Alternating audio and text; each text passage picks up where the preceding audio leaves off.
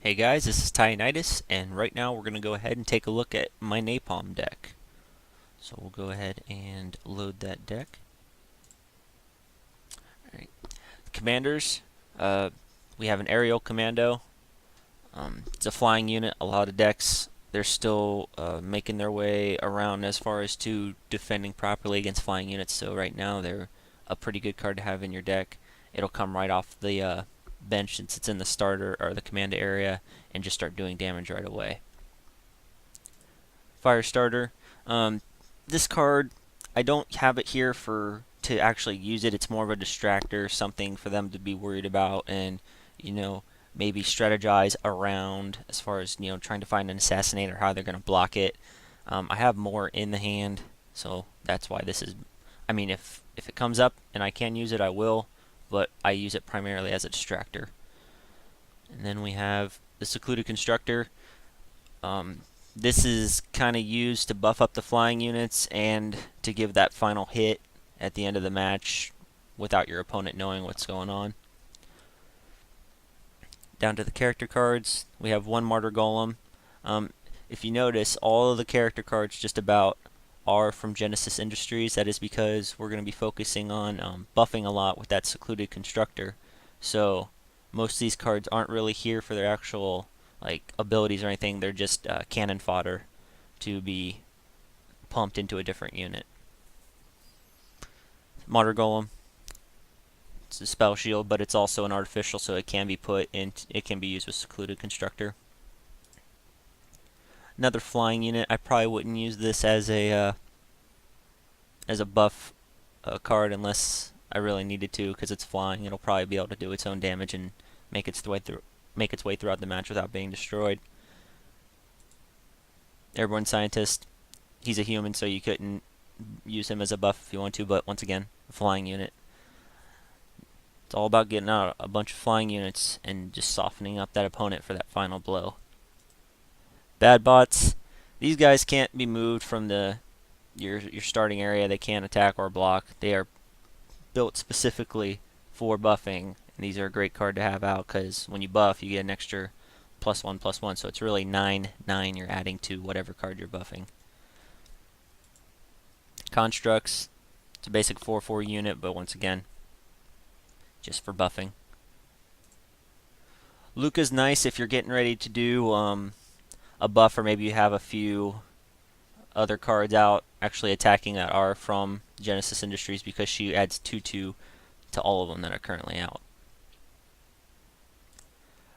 You'll find your secluded constructor up in your command area getting taken out real quick, real easy, because people know what it can do, and it's only got 3 health, so it's very fragile. So make sure you have a couple more in your deck to replace it when it does go down, because it will go down. Bunch of unending drones. It's a way to make sure you constantly have something up to buff, because these guys bring back more unending drones from the graveyard. So when you buff with an unending drone and you have one in your support zone, the next turn it'll bring that one back from the graveyard. It's a really good ability. Unstable bomb bots. It's got a nice starting attack with a low cost, so it's good for buffing. And that's all of the Genesis Industries as far as character cards. Now we're going to go on to the few Flame Dons we do have. I have a couple Hammers of Dawn. You get these guys into the attack zone, and the only thing that's going to stop them is a stumble or an exhaust or a calamity. I mean, they're not gonna take damage, and they're just gonna keep pounding on your opponent. So it's good to get these into your attack zone and maybe even give them a buff or two. 3 aerial commandos, basically just more flying units. Overwhelm your opponent with flying units, because more than likely they're not going to be prepared for an all-out aerial assault. And here are my other fire starters I have. The reason I like to have so many fire starters is because after you softened up your opponent, and say you have one of these fire starters in your hand, what you do, get a whole bunch, not necessarily a whole bunch, but maybe even just one bad bot or a bad bot and something else. Just get them in your support zone.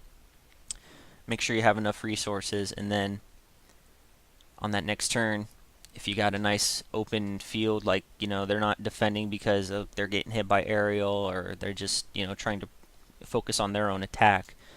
You bring this guy out since he has haste. He'll go straight into the attack zone. You buff him, and with no defenders there to stop him, I mean, he's already a 4/4. You put a bad bot on him, that puts him at, what, let's see, 13/13. If there's no block that round, he just did 39 damage to the fortress. I mean, it's just it's a game ender, and it's really fun to play a card that's this powerful and just bring it out and then buff it and make it even more powerful. Ability cards. Got your standard 3 Assassinate, your 1 Calamity just in case. You never know. Crap hits the fan. This will help bring it back to a more manageable level. 1 Anti-Air Missile, just in case they have some flying units of their own, or they might throw one out to try to block your flying units.